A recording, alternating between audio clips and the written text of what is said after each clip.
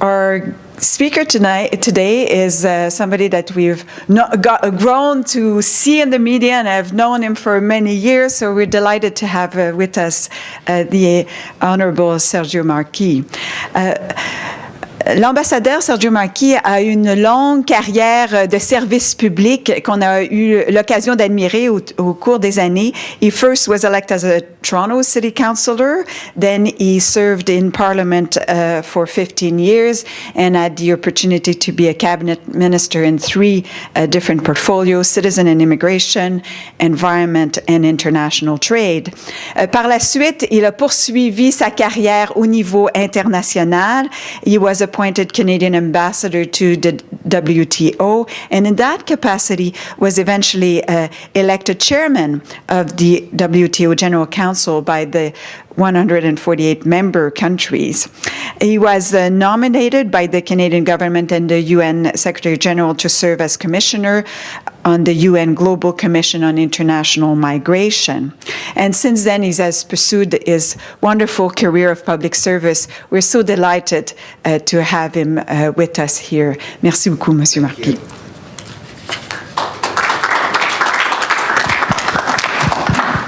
Let me see if I can work this thing now. I'm supposed to turn it on.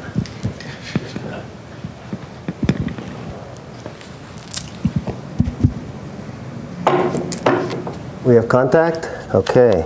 Well, thank you very much, Natalie. Merci, mesdames et messieurs. Bonjour. That's the extent of my good French, despite the fact of having worked and lived in Ottawa some years ago, 15 years all told, and also having lived in Geneva. But I'm an old dinosaur, and like dogs, they don't learn many new tricks. But it's a pleasure to be on your campus, and I want to start by thanking my good friend, former colleague, and your president of the university, the Honorable Alan Rock, and I see that his better half is here on his behalf and figuring out what I'm about to say. Debbie, it's a pleasure to see you. Errol, great to see you. I don't think we, as you said, saw each other since our party used to run this town.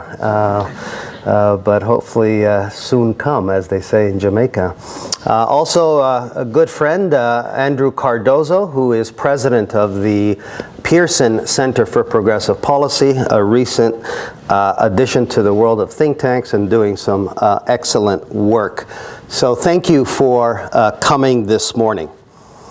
I think we're all familiar with the truism that all politics are local. Oh, is that Heather too? I'm sorry, I didn't even recognize you. You're getting younger. We're all familiar with the truism that all politics are local. It's always been about the immediate what have you done for me lately syndrome. And as such, international issues have barely registered a pulse during national election campaigns in Canada. In a world which is getting smaller, and Chris Westall, former distinguished ambassador, and he used to actually be ambassador in Geneva when I was looking after the WTO. Chris looked after the other agencies of the UN. So good to see you again, and welcome, Chris. I'm going to eventually start this speech, I think. But in a world, as I was saying, which is getting smaller and more independent by the hour, this presents us with a significant and worrying dysfunction, because after all, as we know, a single economic or political action in one corner of the globe can quickly send shockwaves across the global village, compelling people, businesses, civil society, and governments to react accordingly. Yet, despite the global tie-in, foreign policy does not come close to winning or losing elections in Canada. And I, for one, think that they should. Perhaps the recent decision to join the coalition against ISIS will begin to change that in that national discourse. At the very time when leaders are confronted by an onslaught of global challenges, and as they seek more efficient forms of global governance, foreign policy issues and implications must be part of that national dialogue when it comes to electing our political representatives and our political leaders. Furthermore, in next year's federal election, I believe Canadians will be faced with what amounts to a very clear foreign policy choice. Fellow Canadians can continue with 4 more years of the current doctrine, or perhaps opt for a reset to a more familiar and traditional path. When I bump into old ambassadorial colleagues in Geneva, or when I attend their lunches or dinners for visiting ministers or presidents or prime ministers, and when people find out that I'm a Canuck, they ask me typically 2 questions. First, what the hell is going on with your mayor from Toronto? That's number 1, as it is on CNN, on Al Jazeera and BBC. And the second question is, what is going on with your country's foreign policy? And to the first question, I plead complete dismay and embarrassment. And I apologize profusely. I'm not sure why, but I do. While on the second inquiry, I try to offer their curiosity some context. Because their question about our foreign policy implies that we have changed routes, that we've taken on a different path. And after a little chatter, they overwhelmingly take polite exception with what strikes them as a relatively extreme isolationist trajectory for Canada. It's unfamiliar to them. This is not what they have come to know and rely upon. In addition, I'm of the view that our current policy has made Canada less of a player on the international stage. It's not that our Prime Minister doesn't feel the issues, but it's the approach that he takes to them that has changed, and people have noticed. Harper deserves credit, for example, on the trade policy front, where he has initiated a number of free trade agreements and recently negotiated agreements with the EU and Korea. But why not rally other causes, peoples, and governments in a similar vein? Instead, our federal government has charted a course that I think is intentionally and markedly different from those of preceding progressive, conservative, and liberal governments. Now, that is their choice, of course. That's democracy. And there is nothing sinister about opting for change. Nothing whatsoever. The relevant question, however, is, does this new course work in the interests of Canada and of the international community? That's the question, and that's the issue I would like to address with you this morning. If my friends in Geneva are unsettled somewhat by our recent foreign policy leadings, what is it exactly that they miss? In other words, what was our legacy? And from my standpoint, our foreign policy rested on 4 main pillars. First and foremost, Canada used to believe firmly in something called multilateralism, because we saw that arena as an effective vehicle for dealing with global tensions. As a middle power, we engaged others in the hopes of finding common ground on issues that pitted people, regions, and nations against one another. Accordingly, we were viewed as an honest broker, as a country that generally could be trusted to advance the dialogue with a sense of balance, perspective, and fairness. I thought we were ideally suited for that kind of role in the international community. We were never colonial in our history and outlook. We were seen as a country without much baggage. We never led with lectures, and were always modest in our comportment. We were seen as fair, as I mentioned, and prepared to listen to reasonable arguments. We were a developed nation with an affinity for the plight of developing societies and had earned their respect. True enough, we were not the indispensable nation that our neighbors claim, and we were smart enough to know this. Instead, we sought to be the value-added nation. As well, in our own national interest, which one cannot divorce from foreign policy, this reputation brought us much leverage, politically and economically. Our current government, though, has pursued a very different form of diplomacy. I think they promote messages that seem to be rooted in different core values. And again, no objection with their selection or the freedom to select those values. The question always becomes, are those values in keeping with Canada's history, present, and hopefully future? They also have a regular habit of chastising people and institutions from the pulpit. For example, when our Prime Minister goes before the UN, except for his recent visit, oddly enough, he never misses an opportunity to belittle and humiliate the United Nations. Why is that? What is the end game? And how does that end game further Canadian interests? It's as if our government, in giving those speeches, believes that working through international institutions like the UN is a sign of weakness. If they think that, I think they think wrongly. To be sure, the United Nations is far from perfect, and Chris will come back to the university and give you an entire lecture on the UN, because it does cry out for reform, for greater transparency, and Lord knows, enhanced efficiencies.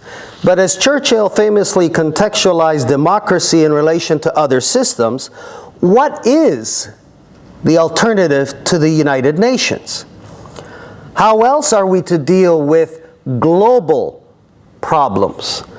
Without a forum where the family of nations are all present and equal, would any other option be seen as viable and legitimate in today's world, not yesterday's, but today's world? Should we go back to the days of the Wild West, where the big bullied the small, and where the powerful dictated the global agenda? If we did, that would obviously work against our own ambitions as a middle power, without even saying that it would work against the overwhelming majority of countries. Rather than taking cheap shots, we should be trying to strengthen the United Nations and its governance. Our government, as in the past, should spend some political capital and energies in building up the institution rather than giving speeches that tear it down. Joe Clark, a former Prime Minister and Foreign Minister who I bumped into on the mall just yesterday, in his recent book, How We Lead Canada in a Century of Change, described Harper's approach as, and I quote, a megaphone approach. In other words, plenty of loud grandstanding and not much constructive work on the ground, end of quote. There is a time to get on a soapbox, and I've been on many of them, so I don't want to seem to be a hypocrite this morning, but you can't always get on a soapbox on all issues all of the time. To make matters worse, I think the Harper government seems to think that compromise and consensus are dirty words, concepts to be avoided at all costs. And yet, successful diplomacy is built on the very principle of compromise, not as an end game, but as a means to getting that agreement that one and all seek. The thrust of give and take is the very lifeblood of international negotiations and relations. It is the process through which rapprochement is achieved. During my time in Geneva with Chris, the Director General of the WTO, or I'm sure, as Chris would tell you, the other heads of UN agencies, would regularly reach out to Canada for its assistance in building sometimes this elusive consensus. We would be asked to reformulate a contentious paragraph in a draft, for example, or be requested to take a member or two outside and not necessarily break their kneecaps, but try to convince them perhaps to another way of looking at the problem. Or many times we were placed on the speakers list without even requesting, because the chair thought that perhaps Canada's intervention would be timely and helpful. They did so because they valued and trusted, in general, we're not always right or perfect, but they generally trusted Canada's viewpoint and judgment. And they thought that our leadership would be able to convince others. And because compromise is the essence of building agreement among different contentious positions. A significant example of our changed international approach and the whole process of balance and fairness and consensus is found in our position on the Israeli-Palestinian conflict. In the past, on this highly delicate and highly political issue, which I was told to stay away from, Canada's position was predicated on a balanced engagement and genuine respect for both parties to the dispute. We recognized Israel as a friend and as a people deserving of secure and defined borders, but at the very same time we sought and believed in a better, more prosperous future for the Palestinian people, where they could live in their own independent state that they can call home. Today, our policy is one-sided. Consistently, Harper grants Israel a blank check while the Palestinians get the back of his hand. In a speech to the American Jewish Congress in Washington last May, his Foreign Affairs Minister said, and I quote, "The days are gone when Canada's foreign policy was defined simply by taking the middle path, by testing the temperature of those around the table and landing somewhere not too cold, not too hot." End of quote. Regrettably, Baird either mischaracterizes or misunderstands those days. Common ground was not found through a mere flip of the coin or by simply and blindly splitting the difference. It was attained instead by hard, dedicated work, earning the respect from and having trust in both parties, in building up both relationships, by taking the time to understand both arguments, by developing creative options for both partners, by seeking incremental movement from both sides, and by repeating this process over and over, all in an effort to bridge differences and reach some understanding. In fact, this was the basis of my work as ambassador in Geneva. In my 5 years there, we never voted once on any issue. And that's because developed and developing members would never agree to a voting formula, even though the constitution of all of those agencies provide for a vote.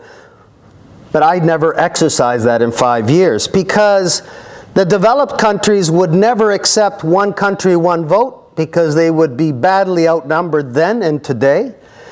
And whenever developed countries say, well, let's have a weighted vote based on economics, then of course developing countries would be offside, because they would then never win a vote. So this certainly was frustrating at times, but that was the reality. As my mom would say when I would give her my problems, she'd look at me, pause, and say, "Sergio, that's life." Gee, thanks, Mom. Our work was all about building consensus, one country and one concentric circle at a time. If you didn't build it that way, there was no agreement, no movement. It was that simple, and nothing has changed since those years in Geneva. But the payoff to that patience is that when a careful and sustained consensus is built, it has international buy-in and immediate global impact. That's what the patience is directed for, and that makes it all the worthwhile. So any objective observer interested in lasting peace between Israelis and Palestinians, or between any other two peoples for that matter, would conclude that a one-sided policy is doomed to fail. It will never, ever facilitate peace. And so it will never, ever give Canada a voice in that debate that will be respected by more than one party. As a dependable friend, I believe we owe the people of Israel our candor when it comes to their long-term interest, rather than blindly being a rubber stamp for their political leaders. And as it concerns the Palestinian people, they need to know bluntly that Hamas terrorist attacks is not the way to peace. But both parties must be dealt with respect and dignity if they are to one day find common ground. Above all, our foreign policy in that part of the world and elsewhere must be a policy that offers hope. Hope that one day Israeli families could sleep well at night without fearing the potential of incoming missiles, and hope that one day Palestinians will be in schools and starting their own businesses rather than always being seen on TV to throw stones and rocks at Israeli police and soldiers. Like most of you, during my entire lifetime, the relations between Israelis and Palestinians has been one long, bad movie. And the last thing we need is a never-ending sequel. Second, we used to believe in vigorous international engagement. It was a rather simple calculation. We assumed that by fully engaging and involving all the relevant partners, and by considering all their respective views, one can come to best understand the issue at the heart of the divisions. And that this was the very first, most indispensable step towards finding a lasting solution. Then, through continued engagement, constructive ideas and options would emerge. Yes, this route took more time, more energy, more patience again, but it produced better and more sustainable outcomes. We tried to avoid isolating people or countries, as that only breeds more tensions, more misunderstandings. Plus, when a party is pushed to a corner and feel they have nothing to lose, that is when they are at the most dangerous moment, and that is when global circumstances become explosive. Successful diplomacy means that we cannot be indifferent to people and to their histories. We must work with them regardless of the differences between us. I mean, diplomacy is required to address more the differences between us than what unites us, of course. And this explains the rationale behind our long-standing policy on Cuba, for example, or why Prime Minister Trudeau was one of the first Western leaders to recognize China diplomatically. Here again, our current government today seems to enjoy swimming against this current. Take Iran, of all places, for an example. There, our Prime Minister's preference is to do what? It's to give highly charged ideological lectures to his counterparts in Tehran. He also closed our embassy in Tehran. Now, let's be frank. We fully recognize that we have legitimate differences with Iran's government on a host of important issues, and that all of these issues are not simple. Indeed, they're very complex. However, all the more reason to try to stay engaged. how else are we going to bridge our differences? Do we outsource this task to some other nation? And more selfishly, as it regards Iran, if the nuclear negotiations deadline of November 24th succeed, as quite a number of experts on both sides of the aisle feel that they will, and that this brings a new era of openness and reform for the country a la China in the late 70s, how do we position and advance our own national economic interests in the process of helping them to rebuild their country? And how do we further people-to-people contact without engagement? Given that emerging economies have exploded on the scene and indeed are the current locomotive for the global economy, we must also be thinking along economic and commercial lines when we give foreign policy lectures. Because if the politics go well in November, who knows? One day Iran can be the next BRIC country. You know, the economy of Iran is number 18 in the world. If they had sane political leadership, they could qualify for the G20. So what countries like Iran represent is an emerging middle class that future projections are staggering.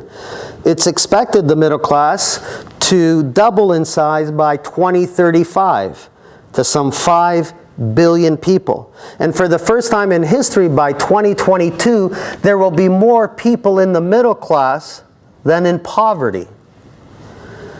And besides offering gigantic commercial opportunities, the growth of a global middle class is great news if you want a more stable global village. So one has to hold out the prospects that yes, Iran can be part of this trend. Just like other countries where we had major differences. China, Vietnam, Burma, and the list goes on. It also means that we as a country need to take managed risks.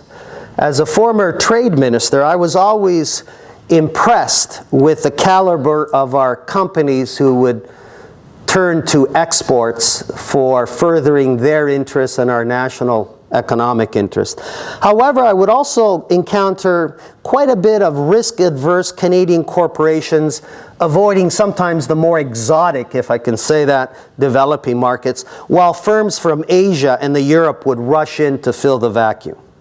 Our companies should, of course, be prudent, but they and our country cannot afford to look away from such present and future opportunities.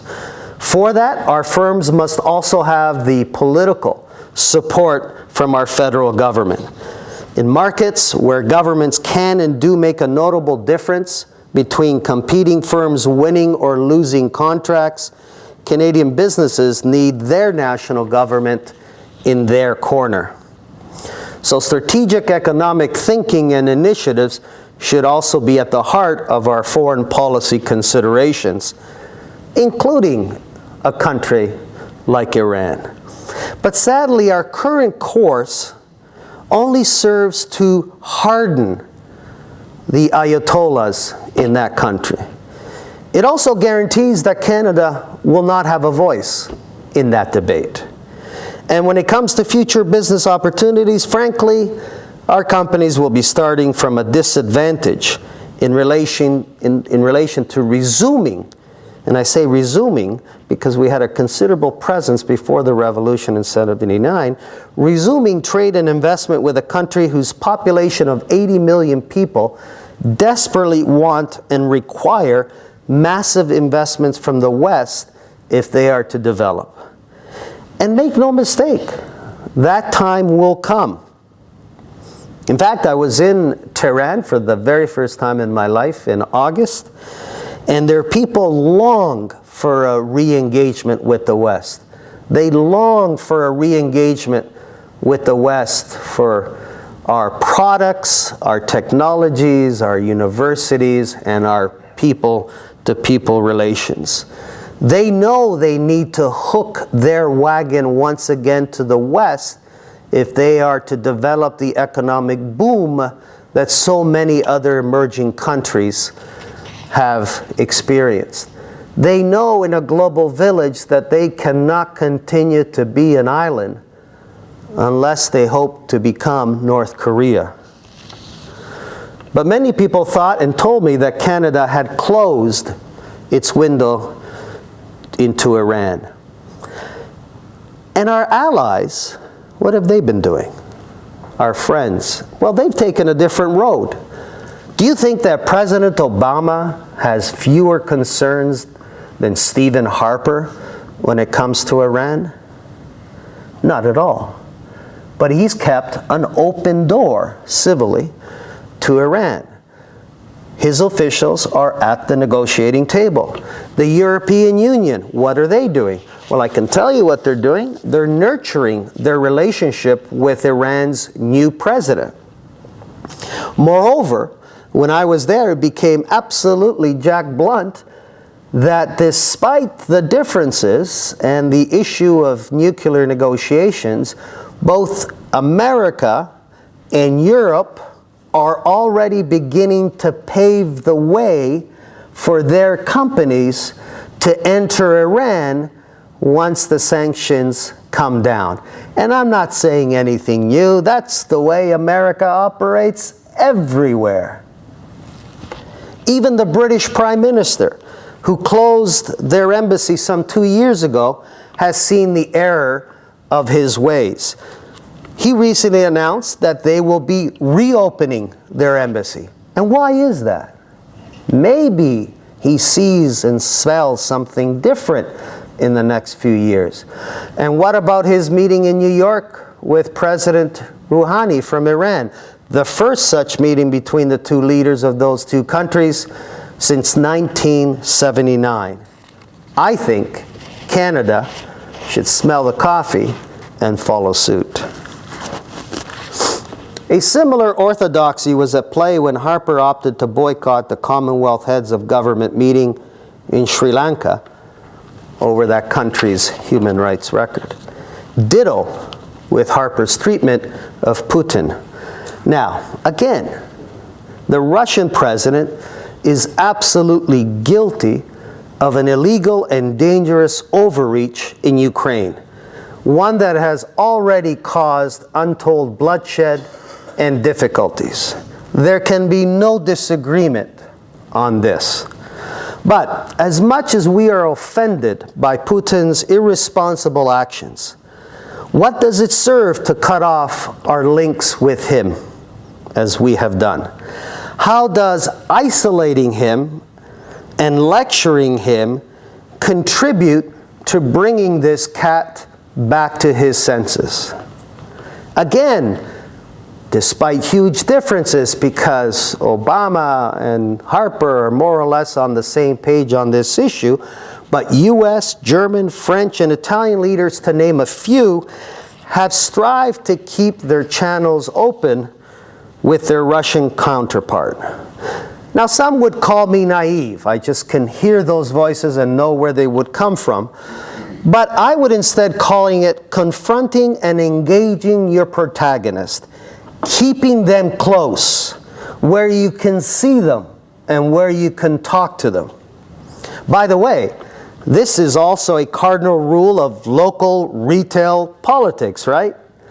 However, Harper seems to also have a different approach domestically.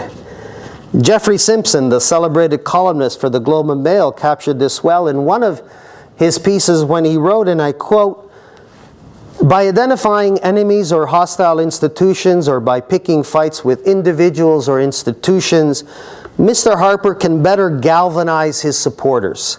The idea of appealing to as many people as possible in the search for maximizing votes is not how he governs. Instead, he looks to his party's core vote, tries to energize it as often as possible, then finds slices of the electorate to add to that core." End of quote. In a similar way, when Harper first came to power, confrontation was also his preferred choice for dealing with the Chinese. He questioned them publicly and chose specifically not to build a rapport with China's president or premier. He also initially refused to cooperate with the Canada-China Business Council, our country's leading private sector entity for furthering trade and investment between our two peoples and countries. I know. I was the president of the CCBC at that time.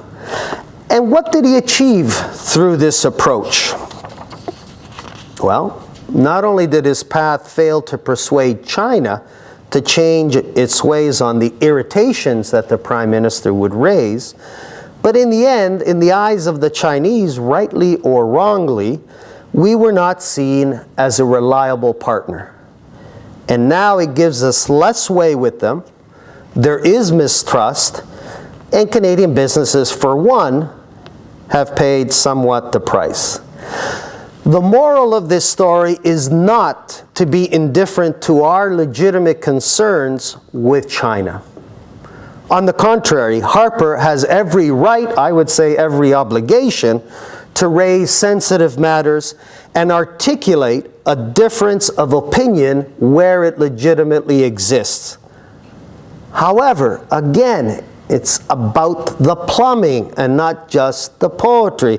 And the plumbing would suggest that he needs to address these matters in a way that is constructive and ultimately successful. Because whenever I visited China with the Prime Minister that I served, Jean Chrétien, the delicate matters of human rights, for example, was a regular and consistent item on the bilateral agenda. He never missed an opportunity in my presence to raise issues of human rights. But he would do so respectfully. He would do so constructively, firm, but in a way that was mutually respectful. And that is the only form of diplomacy, the only form of diplomacy that the Chinese accept, and many other countries for that matter. So we resolved issues and files, and at the same time deepened our relationship. Because if you think that making Chinese lose face in public is the way to go, then I think we've got to give our heads a good shake. And I think Harper has realized this, and I congratulate him recently, because on China, he's been backpedaling on account, surprise, of our significant economic and commercial interests with the Asian giant. But frankly, I don't think the Chinese will ever openly trust our Prime Minister. And that's not politics, that's just reading the Chinese way. Third, past governments sought out the creative energies and expertise of our career diplomats, representatives of civil society, and yes, from time to time, opposition parties. No government can develop effective and ongoing public policy without a genuine partnership with civil servants. Political leaders are always and will always need better ideas and more options. They also need honest policy assessment and analysis. In turn, the political masters must support and express confidence in those bureaucrats, since loyalty and the art of governing is a two-way street. I recall my very first cabinet meeting with Alan. We got sworn in 1993 at 10 in the morning, had a nice reception, went with our families for lunch, and Chrétien called a cabinet meeting for 3 o'clock that day. It was a very quick affair. There were just 3 items on the agenda. And I think it was more an opportunity for the Prime Minister to highlight the do's and don'ts to his ministers of his administration. And I found those marching orders very helpful, especially if you wanted to stay in cabinet for the long haul. One of the 3 agenda items was specifically and as a priority, his directive, not request, his directive to work closely with our deputies and senior officials of our departments. He made that a priority for his government, which meant for all of us ministers. He talked about them as, quote, partners in formulating the answers that Canada needs from our government. He also said, in a way that was very pragmatic, he said, if you work well with your deputies and officials, they will help you look good as a minister. And he should know something about that because he was minister of everything.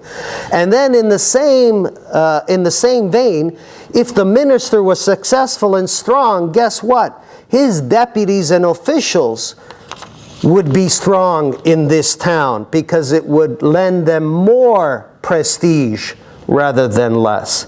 In other words, he told us to collaborate closely with our officials. And just in case we didn't get it, Chrétien is a fox. He cut our budget for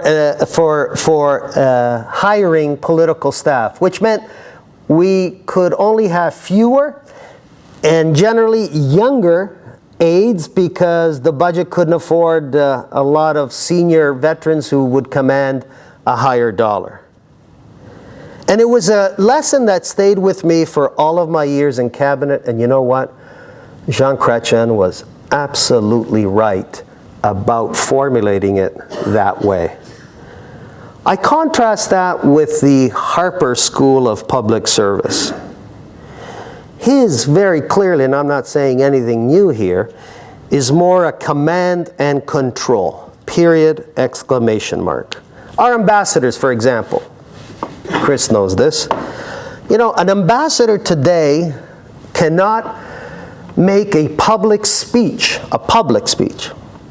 without passing it first through Foreign Affairs Department, getting a green light. And if you get the first green light, you send it to the PMO for the second green light. Imagine. Talk about handcuffing your diplomatic army across the world, your diplomatic troops, right? What's their job? Their job is to promote and defend Canadian interests all of the time, in all places, in real time. I think it's absurd. When I approached one of my successors at the WTO, I said, hey, how do you work that way? And he told me, and I quote, I just don't accept any more commitments for public speeches, period. End of quote. And he took that position because he explained to me that on one occasion, hours away from him making a public speech to a public conference in Geneva, he got an email from a PMO staffer saying, your speech has not been cleared. Please stand down. So he stood down, but he was so embarrassed that he vowed never to accept another public speech. We lose, right? I talked to another ambassador who served us extremely well in Asia, and I said, how the heck do you operate with that? He had a different recipe.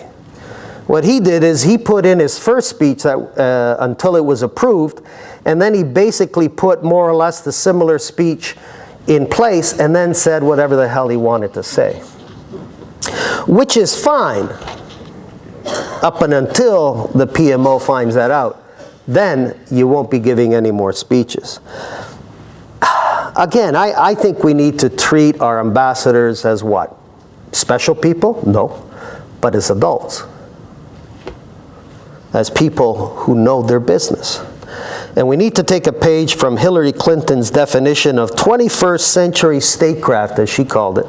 In her book, Hard Choices, she writes, and I quote, I encouraged our diplomats to develop their own Facebook pages and Twitter accounts, to go on local TV, and to engage in every other possible way they could. Just as important, I wanted them to listen to what people in their countries were saying, including on social media. End of quote. What a contrast. I also hear from senior mandarins, and you're better placed than me on this now, that the government applies similar methodologies to public servants in the capital. Officials are compelled to work under a pretty rigid, micromanaged PMO style of governance. And I'm not saying that in Paul Martin's prime ministership or Jean Chrétien or Brian Mulroney's that somehow PMO didn't have power. On the contrary, I think it's been consolidated. But I think Harper has worked it into a science so that instead of being paid to think creatively, many bureaucrats today just keep their heads down. They've become risk adverse. Rather than offer a spectrum of policy options which every minister deserves, I think many of these officials now try to provide what their political masters want to see or hear.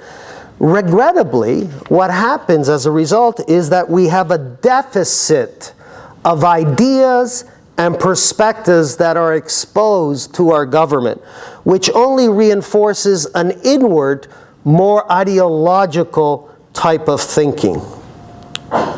When I talk to civil society leaders, it's a similar story when they tell me that our government does not treat them as genuine partners in the process of whatever form of diplomacy or of domestic initiative. That they are not valued for either their expertise or their influence, whether that's at home or abroad. And I think that's a sad indictment. Again, don't get me wrong, governments and NGOs will never ever agree on all issues. That's just the way it is, and sometimes NGOs play their politics much harder than governments, so they march sometimes to a different drummer. But as governments ponder their decisions, and this is the job of government, in order to make those policies more effective, they have to be more inclusive. And if they're more inclusive, you need to take in the different voices. Then ultimately, governments get paid to do what? To exercise judgment. But in the process to arriving at that judgment, they need the plurality of voices, ideas, and views.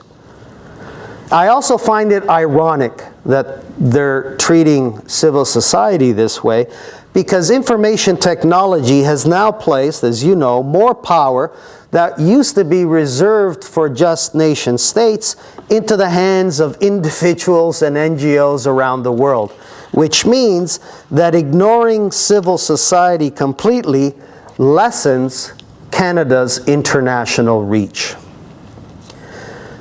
The same is true for the government's relationship with opposition MPs. Relationships across the aisle were not perfect in my time, but I can tell you honestly that they've continued to deteriorate. I mean, I was shocked as a Canadian, and I'm not being partisan. I'm not running again. I don't have any rendezvous with history. I was shocked as a Canadian, and mind you, I live a distance away from Canada now, but I was shocked to see such a shoddy process when considering whether our country joins the coalition against ISIS. I mean, we're not talking about giving out baseball caps here where maybe you don't have to consult the opposition, but we're talking about an issue of war. And I found the process a joke. It was disrespectful to Parliament, and if it's disrespectful to Parliament, it's disrespectful to all of us. One would have thought, at the very least, you're a prime minister, you're about to decide on the fate of what, 600 men and women, put them in the way of harm? Meet the leader of the opposition. Go through the motions of meeting with the leader of the opposition. Ask the leader of the opposition, and maybe the third party as well, what they think. That's what you should do, right? That's what the politics should demand, because in asking for a meeting and doing a meeting, you also put the other guys on the spot. But nothing, right? And our MPs were saying, well, we don't know what the mission is. We hasn't made the issue. We don't know. You know, contrast that to other leaders who take in their political actors, people address their citizens on TV. You know, and then, you know, a recent mission when Harper went to the Ukraine, no opposition members present. You know, we used to operate in a way that when we traveled, we left domestic politics at home. And I can tell you, for all my trips abroad as an opposition member and as a government member, I can tell you that I've never been on a parliamentary trip with politicians from all sides of the House where it was embarrassing for Canada. Not one trip. And I'm proud of that. Why? Because we all sang from the single hymn sheet, which is what you should do when you leave your borders. In addition, those trips were great for bonding. It sounds corny, but it was absolutely true. Sometimes you live with these people across the aisle, you don't know them at all. You go away for 2, 3 days, 4 or 5 days, and you come back and you all of a sudden say good morning to one another based on those relationships. And as John Chrétien would say, one of the best parts of Team Canada's was that premiers brought their spouses, and what he would say is, now I can't even give hell to the premiers because my wife would jump on me because they would say they were so nice. So I guess our Prime Minister doesn't see a difference. He operates on one gear, but international diplomacy demands a much more sophisticated gearbox than that. Finally, and I apologize if I'm going on too long, we used to think big. In all modesty, I think Canada was good at public diplomacy. I really did. I thought we were serious in weighing all sides of an issue. I thought we were usually fair and balanced. We tried to bring people together. I thought we would come up with value-added ideas. We would talk la lingua franca. And as I said, we tried to think big. And in return, we received respect from our allies in the international community at large. And we leveraged this soft power, as I mentioned, both politically and economically. Think about some of Canada's past major diplomatic thinking and accomplishments. Prime Minister Diefenbaker brought Canada into NORAD and refused demands in those days from the United States to stop shipping Canadian wheat to China, who were desperate for food. That was in the early 60s. He also refused America's request that we isolate Cuba. And in the 1961 Commonwealth Conference, he was the only white leader in the room to object to South African membership on account of their apartheid system. Prime Minister Pearson was our country's foremost diplomat of the 50s and 60s, and as you know, received the Nobel Peace Prize for his leadership in the Suez Crisis. In 1945, he represented Canada at the founding conference of the UN, and his efforts were critical in us joining NATO in 1949. The UN Emergency Force was his creation, and Pearson, of course, is considered the father of the modern concept of peacekeeping.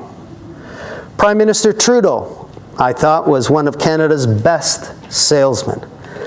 He helped deepen Canada's footprint into the world and was regarded as one of its leading statesmen. He was ahead of his time when he was one of the first Western leaders, as I mentioned, to recognize China, including beating Nixon to the punch. And when Trudeau passed away, I very much regretted not being at his funeral.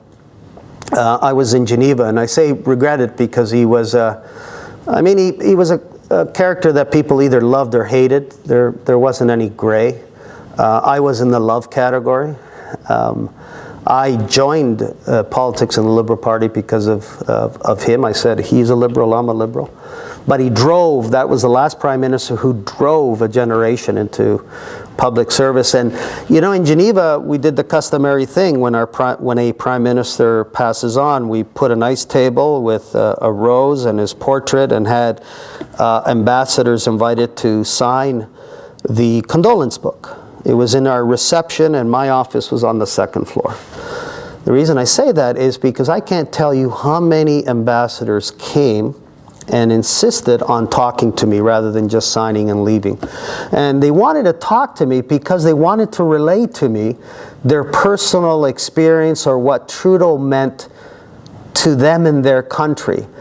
And I kind of knew that Trudeau had a real reach in the globe, but I had no idea the extent and the richness and the depth of that reach until I heard all of these stories from these individual ambassadors. Prime Minister Mulroney, despite being political soulmates of Ronald Reagan and Margaret Thatcher, fought both of them tooth and nail in relation to their position on South Africa's system of apartheid. His leadership was so instrumental that when Nelson Mandela was a free man, one of his first foreign trips was to Canada to pay his personal thanks and appreciation to Canadians and to Mulroney. Again, I fondly recall that when I was an ambassador and I would meet with South African visiting ministers in Geneva, they would say, listen, are you in touch with Brian Mulroney? And I said, from time to time I am. I said, why? He said, can you convey our thanks once again for the kind of leadership that he played in freeing our nation from our evils?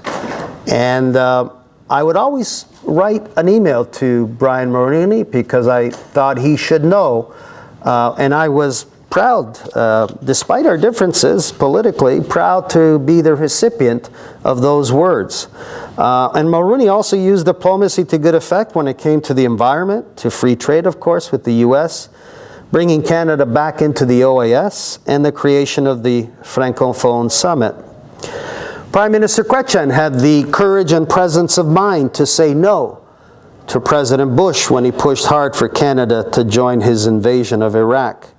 And Jean tells me that wherever he goes, when he gives a talk and there are question and answers, he tells me that the first question, regardless of where he is the question that says, sir, how did you say no to your neighbor, to your friend, to your ally, to your greatest trading partner, and to the superpower? They couldn't understand how a Canadian Prime Minister, in a one-on-one, when the President says not once but twice, despite the arguments, tell me, Jean, I get that, but are you for me or against me? Under Chrétien, Canada also took the leadership in creating the International Landmine Convention, together with Lloyd Axworthy, of course, the International Court of Justice, the global responsibility to protect that Lloyd has some misgivings about in the context of ISIS, as well as signing the Kyoto Protocol. Prime Minister Martin, he didn't have as long a tenure, but he promoted the expansion of the G8 into a larger group of 20 nations that is now known as the G20. None of these acts of leadership by Canada and her leaders were small, nor were they ever easy. Indeed, most of them, all of them, were gutsy and thoughtful. And when you connect these individual diplomatic dots, they paint a very different portrait from the portrait of late. Indeed, I think they speak to another era. And talking of different eras, last month, on the 30th anniversary of his election as Prime Minister, Mr. Mulroney spent a few moments reflecting on Harper's foreign policy stance, and he noted that, and I quote, "The government's foreign policy has to be enveloped in a broader and more generous sweep that takes into account Canadian traditions and Canadian history in a much more viable way," close quotes. This is also recognized by foreign leaders and experts alike. That's why I get the second question I do in Geneva. When US President Clinton addressed the joint sitting of the Canadian Parliament in 1995, he saluted our country for its role on the world stage, wherein he said, and I quote, "We know that for Canada, the history of action is a matter of deep tradition and personal conviction. It says we must be engaged in the affairs of the world. You have always shown the wisdom of reaching out instead of retreating, of rising to new responsibilities instead of retrenching.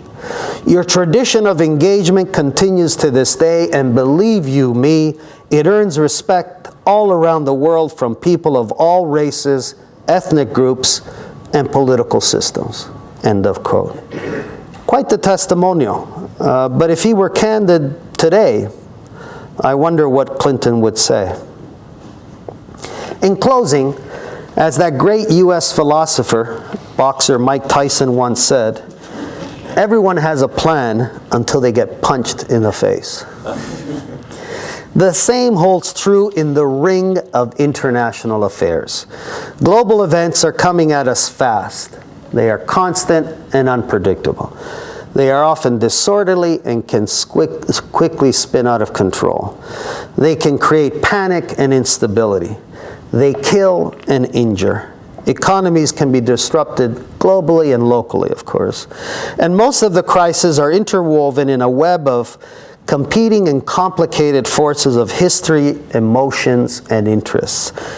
They test our resolve every day. The world still is a fragile place, despite a multitude of economic, social, and technological advances. But on most days, reading the news is a depressing ritual, as nasty events come at us quicker than we can process. And I suspect the future will be no different. Global economic challenges will continue to test us, divides between North and South, growing gaps between have and have-nots, tensions over nuclear weapons and terrorism, religious fanaticism, a weakening America, military conflicts, failed states, climate change, shortage of food and water, outbreak of diseases. The list does go on. So having a sound foreign policy framework is a must if Canada and the global village are to react swiftly, effectively, and credibly to these threats. Cooperation and collaboration must be the rule, not the exception, as is building trust and respect between different peoples. We Canadians cannot ignore what happens beyond our borders. We need, therefore, to reflect about our nation's position in that world. What do we want to bring to the table? What is our value-added role going forward? In fact, what are the values that we, first of all, want to export? How should our elected representatives and leaders lead on the international stage? And how can Canada become once again a platform for dialogue and engagement between nations and peoples? After all, it matters greatly how we treat the world and what the world thinks of Canada. The two are inseparable, and they influence our ambitions and reach as a country. Of course, Canadian diplomacy is also about hard economic self-interest. It's the same for everyone else, always has been, always will be. However, that does not mean that those economic variables should be divorced from the other facets of our international diplomacy. And in this regard, a friend and a friend of Chris's, a distinguished former Canadian ambassador named Jeremy Kinsman, captured this well when he recently wrote in a public policy journal the following, and I quote, "Economic diplomacy is nourished by influence, by our international standing earned from our primacy on international issues of peace, security, and governance that other governments care about. The adult reality is that Canada abroad has to represent and operate on a composite policy level of economic interests, creative multilateralism and community citizenship, and consistency in values." End of quote. Finally, Canadians, like people everywhere, must also guard against the notion that when it comes to international relations, politicians are all the same. They are not. And I fully appreciate the public cynicism that exists around our political class, and I too, yes, sometimes find myself slipping into that mode. But political leadership does vary, and it certainly does matter. If you don't believe that, try to convince the unfortunate number of U.S. moms and dads who lost sons and daughters in Iraq that had Bush lost to Al Gore in that famous election, things would have been the same. Or what if someone other than Jean Chrétien had been sitting across from George W. when that question was posed? Or what if Brian Mulroney had quietly acquiesced to the Iron Lady and to the smiling Ronald Reagan on the matter of apartheid in South Africa? Policies matter a great deal, but so do personalities. Because people of strength, experience, and vision can and do make a difference in our world. And I sincerely hope that we can keep this in mind when reflecting on the world around us and on the Canada that we would want to build. I also hope that international affairs will be a pivotal issue in next year's election, and that in the process, Canadians provide their leaders with a compass for how they want to navigate those choppy global waters. At the very least, very different policy approaches and very different personalities will be on public display during that election campaign for all Canadians to judge. And on that point, I don't think there will be any ambiguity whatsoever. Many thanks. Actually, I'm going to take the privilege of asking you a question which ties in everything you said. Nothing tough though, eh? Nothing tough. I'm out of shape. Much of what you said really shows that Canadian foreign policy and international affairs is being made a servant to domestic electoral politics. And unless the electorate gets to understand what's going on and how destructive that is of Canada, nothing's going to change if he wins again. So how would you tell Canadians the message that this type of domestic subservience of international affairs and foreign policy is very destructive of Canada domestically? I think what you just expressed is a thought that many people have. I think it was certainly clearly embedded in the quote from Jeffrey Simpson about how he builds his domestic base. You know, I come from the school of thought that your foreign policy is an extension of your Canadian value system and what you can bring to that international table. I don't think past prime ministers of Canada have used it the other way. I'm not saying that there's never been politics. Of course there is in foreign policy, but I don't think to the degree of taking different foreign policy slices and choosing your options based how they will play and build your base back home. So many people will argue that the Israeli-Palestinian current one-sided approach speaks to that. Some people would say that his speeches against Putin speak to that in terms of the Ukrainian base and so on and so forth. I always believe that if you make the right policy call, that's the best politics, right? Good policy, good decisions ultimately leads to good politics. So I'm concerned about using the foreign policy as a crux or as a way to bolster your domestic base. It needs to be flipped, and we need to be a little more generous. And I don't think we can afford to see the world in black or white. There are many, many, many shades of gray in that world, and you need to also reflect that. Foreign policy is not simply choosing black or white. Thanks, Finn. Anyone in the audience? Thank you very much. My name is Kirill Kalinin. I'm a second secretary with the Embassy of the Russian Federation here in Ottawa. Mr. Marchi, now you just said that you don't need to see the world in black and white. Is that correct? Yes, I know what you're going to say, but I'll say yes anyway. Okay. Now, a couple of days ago, in this very room, there was a very interesting lecture called War in Ukraine. And this lecture was held by University of Ottawa professor Mr. Paul Robinson. And he gave the timeline of the events that happened in Ukraine starting since February. Well, basically November last year and February this year. Now, I just want to understand one thing. Now, Mr. Yanukovych signs deal with the opposition on February 21st. On the 22nd, he is ousted, and there is no constitutional court. The parliament basically isn't functioning under the constitution, and yet the West decides that, there are still leaders that we can work with, and they're legitimate. We've been hearing in the Western media that Russia is always, interfering in Ukraine.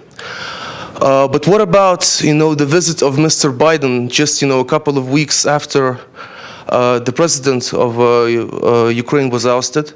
What about the visit of the director of the CIA? Can you get to your question? Of course. I'm saying, basically, you can understand the gist of what I'm saying, right? But,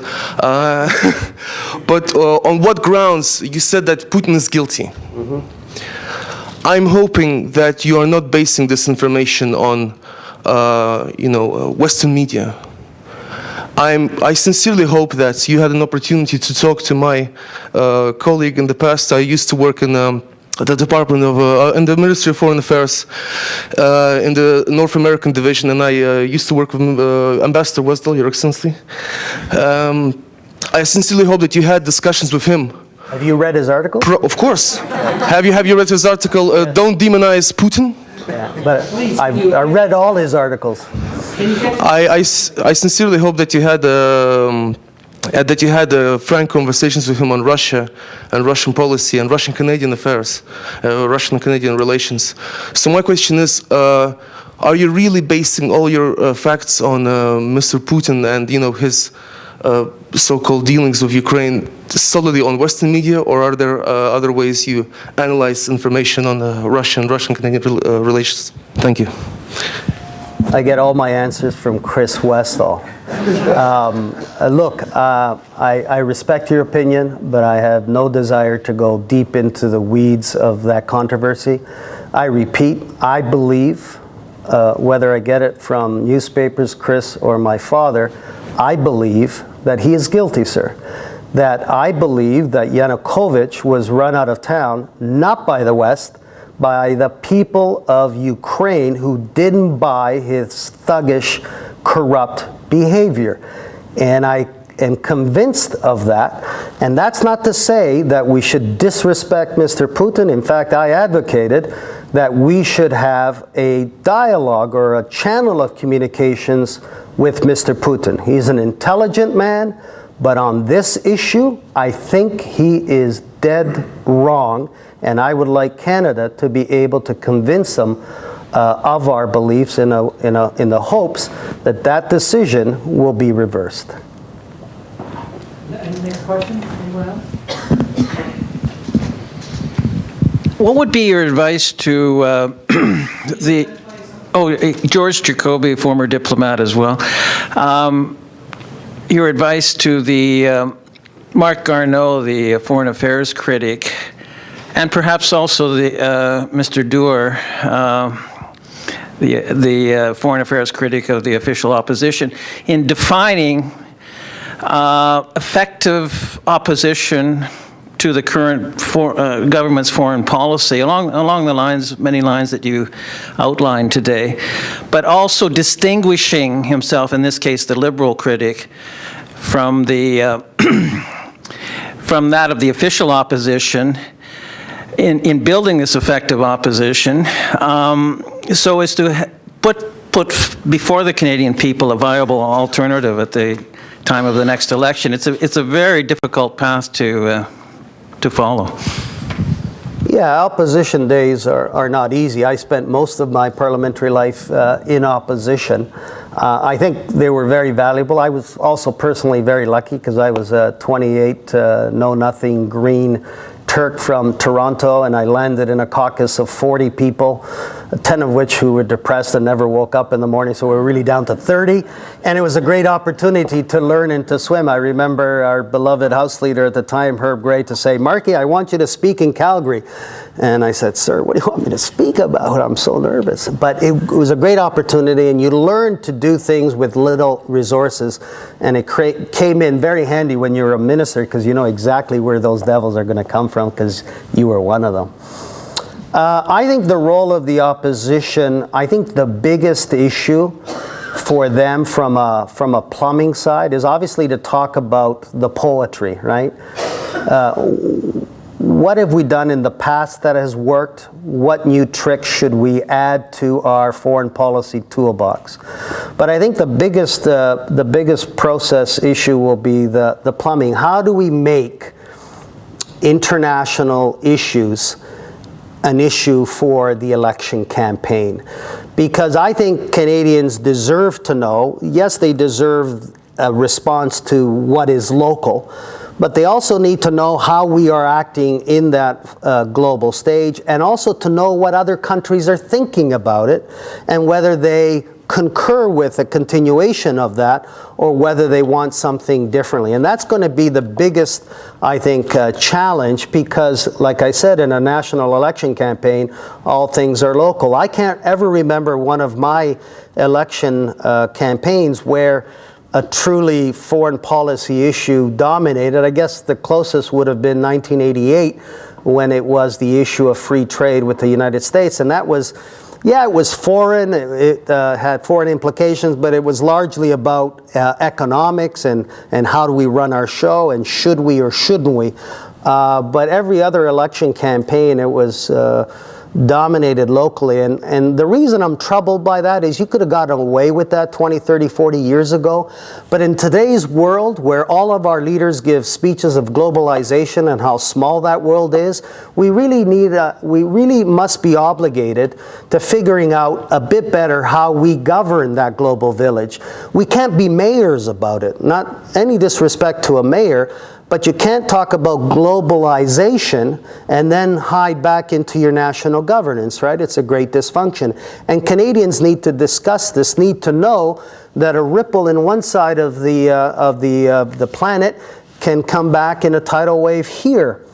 And so we need to build time for that. And it's interesting because I've been reading a number of media pieces that says one of the planks that Harper will use, if in fact he's going to be in that election campaign, they say that one of his planks is to project himself as the strong international leader based on foreign policy.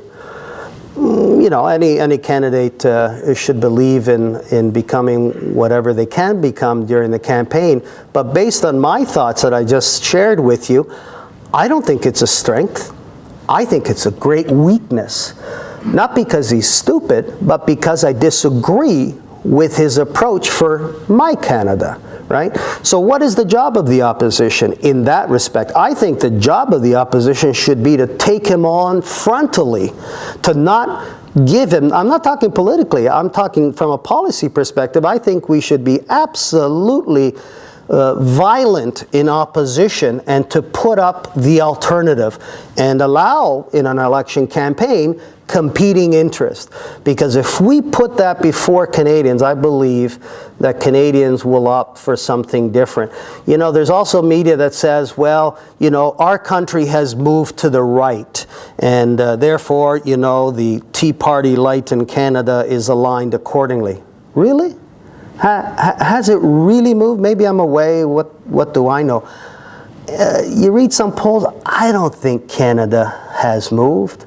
I think the government has tried to move it, but has it moved? I don't believe that. But that's what election campaigns are for. So the biggest job of the opposition is not only to stand up in the House for what they think is the right, but to ensure that foreign policy has a moment and a space and a place in the next election, because what we do internationally matters to us at home. We are in that kind of a globe, and therefore we need to confront it as almost a domestic issue. We have one final question. Gentleman over there. Uh-oh. Thank you. Actually, No. Uh-oh. We'll take the two questions. I'm going to take this guy and move. No. I don't have a question. I'm conscious of the time.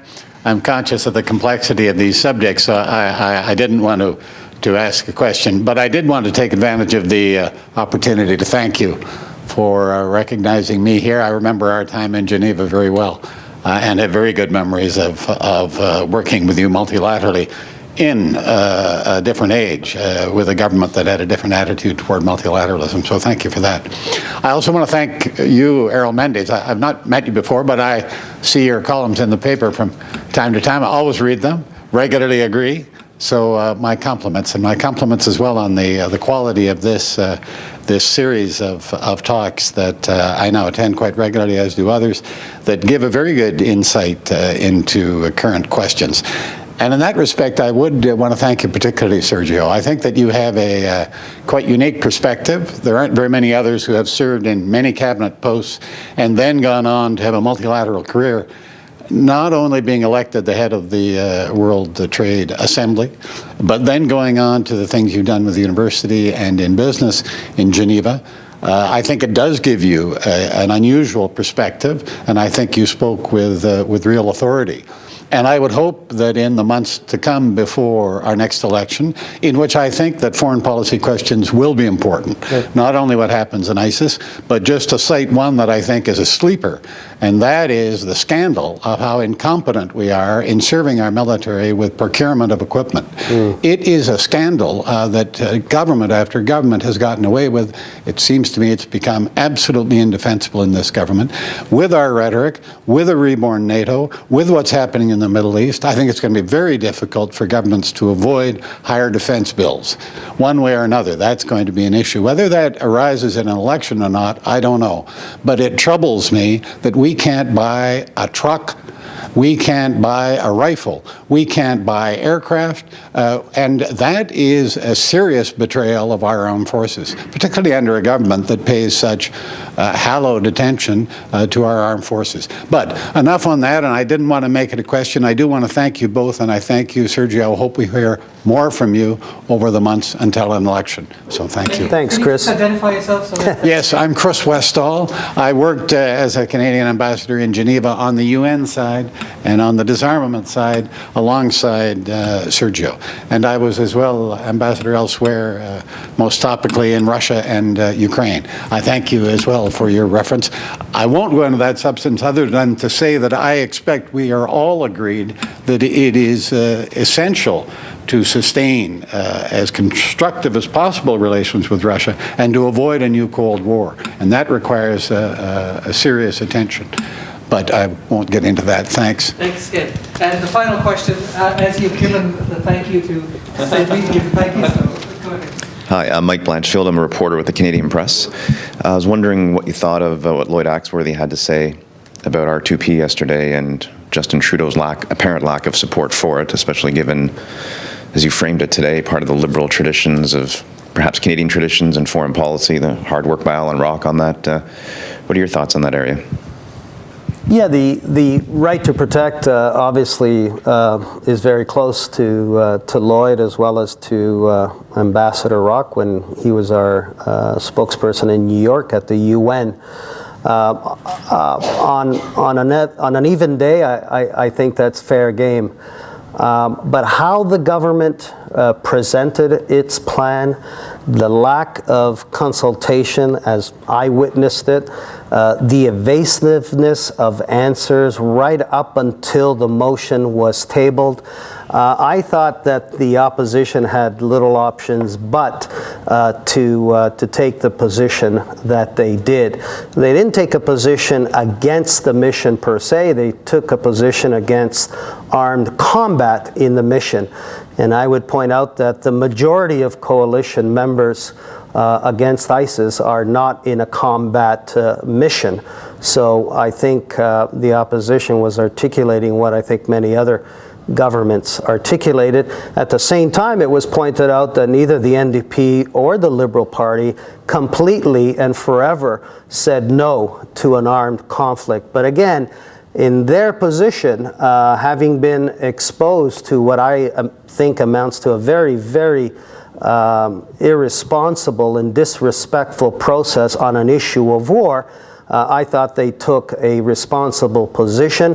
Yesterday, the first question by the Liberal Party was on the issue of refugees that were flowing out from that region. So we're still engaged, the opposition is still very much supportive of the mission, wanted Canada to be part of more the humanitarian, but I was just surprised that Mr. Harper would not have engaged in a bilateral meeting with both leaders or together or separately on the issue of war.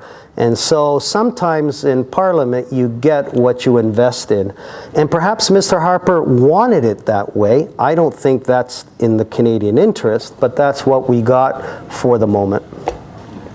Okay, we have to be out of the room right now. So, on behalf of the Université d'Ottawa, au nom de l'Université d'Ottawa et aussi la faculté de droit, j'aimerais remercier beaucoup son discours magistral. Thank you very much for your talk. Thank you very much.